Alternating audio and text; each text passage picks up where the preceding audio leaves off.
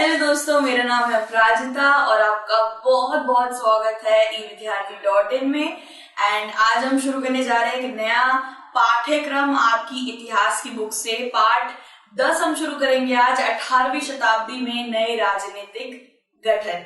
तो ये जो हमें पाठ मिला है काफी ज्यादा रोमांचक पाठ है। आप भी कह सकते हैं कि ऐसा हम आज पाठ पढ़ने वाले हैं जिससे हम थोड़ा सा ना एक तरीके से मिलाप कर सकते हैं अपने जीवन में। हम इन शख्सियतों के बारे में पहले से ही जानते हैं। ये ऐसा कोई पाठ है, ठीक है, बिल्कुल भी ऐसा नहीं है कि बहुत ज्यादा जटिल है, ठीक है। सो आपको बस ये जान के रखना है कि 18वीं शताब्दी के बाद जितने भी बदलाव आए हैं भारत के अंदर, हमें उनके बारे में पढ़ना है, बस इतनी सी बात है, ठीक है।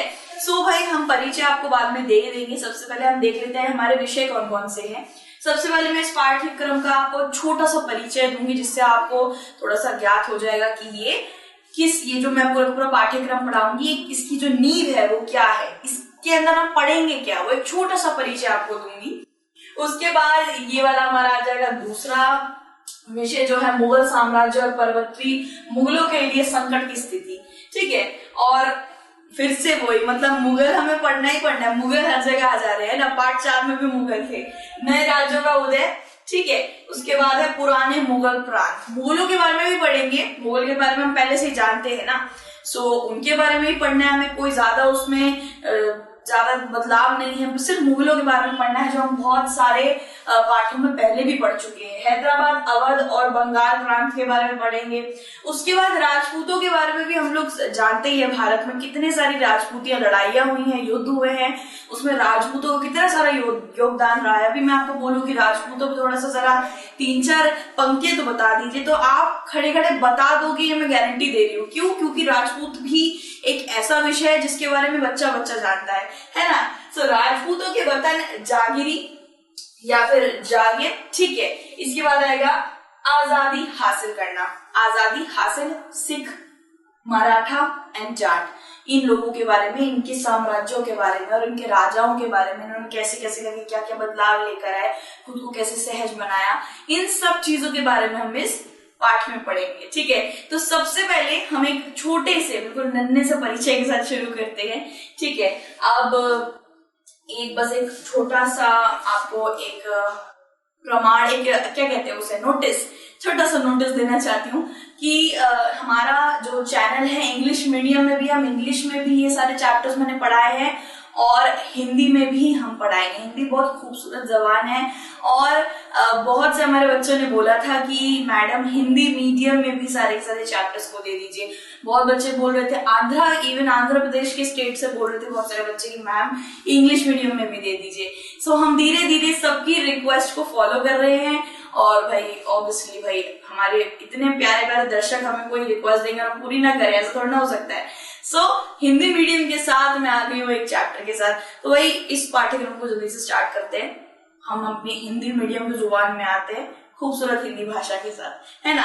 सो परिचय लेते हैं सबसे पहले। जैसे कि मैंने आपको बताया कि ये जो पूरा का पूरा पाठ्यक्रम है, ये 18वीं शताब्दी के ऊपर नियंत्रित है। 18वीं शताब्दी के बाद जितने भी राजनीतिक ले लीजिए, वित्तीय ले लीजिए, कि कैसे भी बदलाव आए भारत के अंदर, उसके बारे में ही पाठ्यक्रम में हमें पढ़ना है। ओके, डन है भाई। तो भाई 18वीं शताब्दी में महत्वपूर्ण परिवर्तन आए थे। जैसे कि मैंने आपको बताया कि हर तरीके के 18वीं शताब्दी के वक्त पे बहुत सारे महत्वपूर्ण परिवर्तन आए थे। अब आपकी जो पाठ्यक्रम है, ये जो आपका बुक है, इस किताब के अंदर आप देखेंगे कि बहुत सारे अलग अलग मानचित्र दे रखे हैं। इस पाठ के अंदर भी आपको एक मानचित्र जरूर दिखेगा। तो मानचित्र के अंदर वो सारे बदलाव दिखा रखे कि कैसे करके मुगलों की जो रेखा थी, सीमा रेखा थी, वो कैसे करके बदल रही थी, कैसे करके उसमें और भी राज्य उसमें शामिल हो रहे थे या फिर वो खो भी दे रहे थे बहुत सारे राज्य। कितने ऐसे नए भाई बदलाव आ रहे थे, बहुत सारे नए बदलाव आ रहे थे, बदलाव के साथ लोग भी आ रहे थे, भारत के अंदर शामिल हो रहे थे, ठीक है। मुगल सीमाओं में बहुत ज्यादा बदलाव आ रहा था। अगर आप वो मानचित्र देखें तो उसमें आपको पता चलेगा कि मुगलों के सीमाओं में बहुत बदलाव आए थे, ठीक है।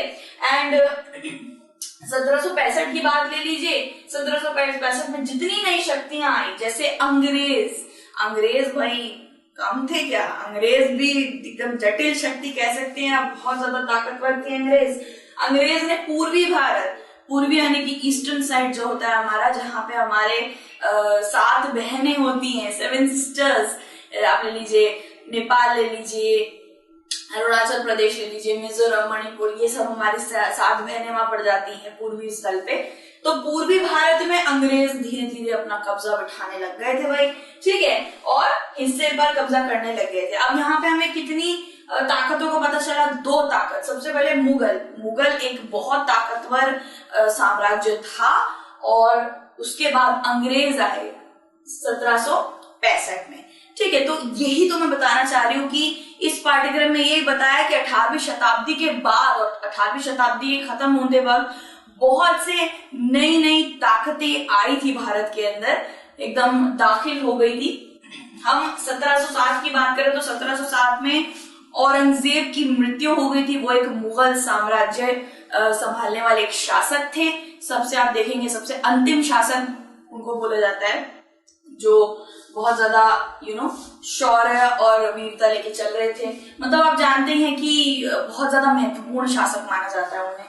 उनके बाद जो उनके जितने भी बेटे आए, जितने भी परपोते आए, उन्होंने इतना नाम नहीं कमाया। औरंगजेब मैं कहूंगी सबसे अंतिम शासक मेरी तरफ से माने जाते हैं, जो कहते हैं ना मुगल साम्राज्य थोड़ा संभाल पाए। 1707 के बाद उनकी मृत्यु हो गई थी, ठीक है। 1707 के दौरान नई राजनीतिक समूह के उद्भव के बारे में पढ़ेंगे अब इसके अंदर, यानी कि 1707 और 1700 आप यहाँ पे कह सकते हैं 61 के बाद क्या क्या हुआ, ठीक है।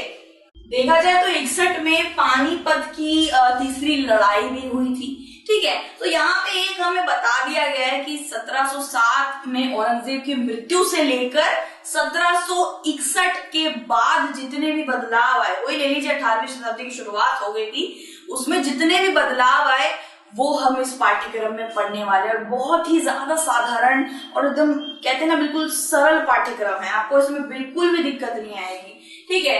अब कुछ ऐसी शक्तिशाली शक्तियां भाई भारत में उधर एकदम प्रधान समूह बनी हुई थी, बिल्कुल जटिल, कहते हैं ना मतलब इतनी शक्तिशाली थी कि क्या बताएं। पहले पे आ जाते हैं मुगल, ठीक है, दूसरे पे आ जाते हैं मराठा साम्राज्य, और तीसरे में आ जाते हैं सिख खालसा। वैसे हमने अभी पढ़ा ब्रिटिशर्स के बारे में, गोरे अंग्रेजों के बारे में, इनके बारे में भी थोड़ा सा नाम इनका आया, लेकिन अंग्रेजों का इस पाठ्यक्रम में कोई भी ये कहीं से भी शामिल नहीं है, ठीक है। इसके बारे में कोई भी बातचीत उनकी हुई नहीं है। देखा जाए तो सिखों के बारे में, जाट के बारे में और मराठा और मुगलों के बारे में इस पाठ्यक्रम में सबसे ज्यादा बात हुई है। और बोला जाए तो सबसे कहते हैं ना फेवरेट, एकदम फेवरेट वाला, मतलब मेरा सबसे पसंदीदा यही वाला है विषय, सिख वाला, खालसा।